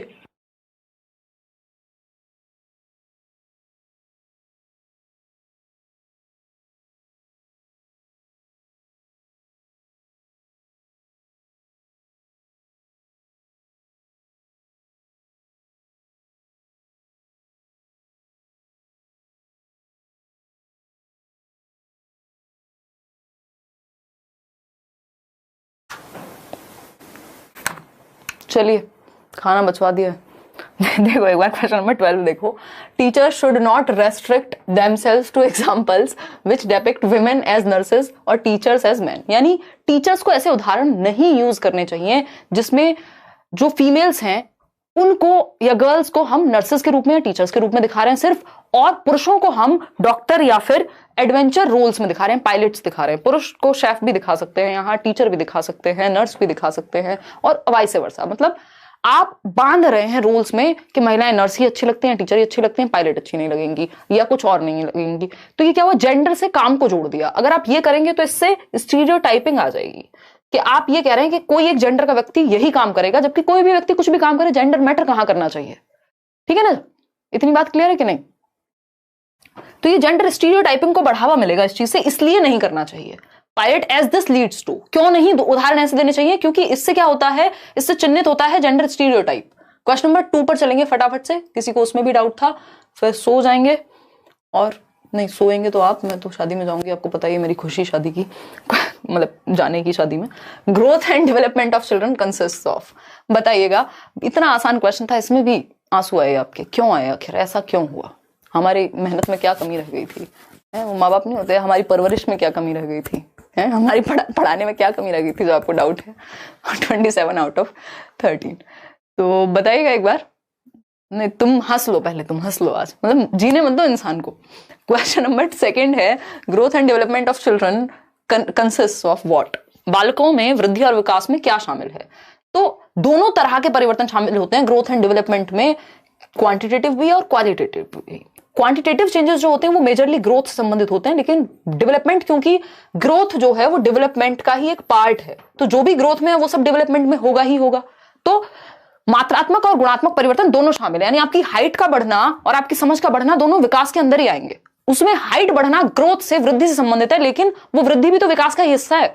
तो इसलिए क्वालिटेटिव और क्वांटिटेटिव चेंजेस दोनों आ जाते हैं ग्रोथ एंड डेवलपमेंट में। यदि सिर्फ डेवलपमेंट की बात करें और दोनों का ऑप्शन ना हो तो आप क्वालिटेटिव चेंजेस के साथ चले जाते हैं। ठीक है ना, ऑप्शन का खेल है सरकार। आज के लिए इतना ही रखेंगे, लाइक शेयर सब्सक्राइब ना किया वो कर लीजिएगा, नोट्स कर लीजिए डाउनलोड। कल सुबह मैं शादी से आके सारा नोट्स वोट्स पढ़ के, कल सुबह आपको 10 11 12 जितने भी बजे तक टेलीग्राम चैनल पर नोट्स मिल जाएंगे और इंग्लिश पेडागोजी के, तो वो आप एक बार जरूर पढ़ लीजिएगा। उसके बाद आपको बाकी सब्जेक्ट्स के नोट्स भी मिल जाएंगे, ईवीएस अगले 2 दिन में, और फिर हम सब्जेक्ट की मैराथन शुरू कर देंगे। और जो दिल्ली में ऑफलाइन क्लासेस हैं उनका भी मैं आपको जल्दी ही बता दूंगी डिस्कस करके। कल हम बिल्कुल क्लास नहीं लेंगे, बहुत क्लासेस हो रही हैं रोज, थोड़ा सा शांति देंगे। और कल संडे वार्ता करेंगे। आप लोगों के जितने भी डाउट्स हो आप इंस्टाग्राम पे पूछ लीजिएगा, कोशिश रहेगी सारे जवाब देने की, और फिर हम संडे वार्ता करेंगे। 1 महीने से हुई नहीं है, ठीक है ना। एग्जाम सिटी तो आप चेंज नहीं कर पाओगे सरकार। 26, 27, 12 हिंदी में देखें। चलो यार, जैसे आप कहेंगे वैसे कर लेंगे हम तो, हमको क्या, मुझे क्या मुझे क्या, मैं तो लर्नर हूं देखो वो एक मीम है ना, मुझे क्या, मैं तो किड हूं देखो एक बार क्वेश्चन नंबर 12 देखिएगा। क्वेश्चन नंबर 12 देखिए, अगर हम बात करें तो हिंदी में लिखा हुआ है कि अध्यापकों को उदाहरण देते हुए महिलाओं को नर्स व अध्यापिका दिखाने में तथा पुरुषों को डॉक्टर या पायलट दिखाने तक सीमित नहीं करना चाहिए। इससे क्या चिन्हित होता है? सही तो बात है कि हमें ये नहीं करना है कि हम पुरुषों को क्या दिखा रहे हैं, डॉक्टर या पायलट दिखा रहे हैं, और महिलाओं को नर्स या फिर टीचर दिखा रहे हैं। ये नहीं करना चाहिए, सीमित नहीं रखना चाहिए कि बस आपने इतना सीमित कर लिया कि महिलाओं को सिर्फ यही वाले एग्जांपल्स देंगे अगर महिलाओं के काम की बात है और उनके ऑक्यूपेशन की बात है, और पुरुषों को यही देंगे। तो इस तक सीमित नहीं करना चाहिए। इससे क्या चिन्हित होता है? इससे चिन्हित होगा रूढ़िबद्धता, कि अगर वो ऐसा करते हैं तो इससे ये चिन्हित होगा, है ना। थोड़ा घुमा दिया इन्होंने ये नोट लगा करके, गलत जगह पे नोट लगाया ताकि आपको कंफ्यूजन हो सके। जी पूछिए। एक बच्चे ने पूछा है, मतलब हाँ बताओ कि बर्न वाले लोग डिसेबिलिटी में आते हैं या नहीं आते? तुम बताओ। नहीं आते। यस, तो एसिड अटैक विक्टिम्स आएंगे। हाँ ठीक है, तो वो बर्न वाला जो इशू है वो नहीं आएगा डिसेबिलिटी में। 21 डिसेबिलिटी की आपके पास लिस्ट भी है। ड्वार्फिज्म या एसिड अटैक विक्टिम आते हैं, बर्निंग वाला इशू वहाँ नहीं है अभी तक तो। और चलिए, thank you so much Pranshi, जल्दी मिलेंगे, दिल्ली में मिलेंगे, ऑफलाइन ऑनलाइन सब मिलेंगे। चलो bye bye, tata bye bye, good night. कल मिलते हैं। नोट्स डाउनलोड कर लेना टेलीग्राम से, इंग्लिश पेडागोजी के भी कल मिल जाएंगे। कल भाई 9 बजे के करीब संडे वार्ता।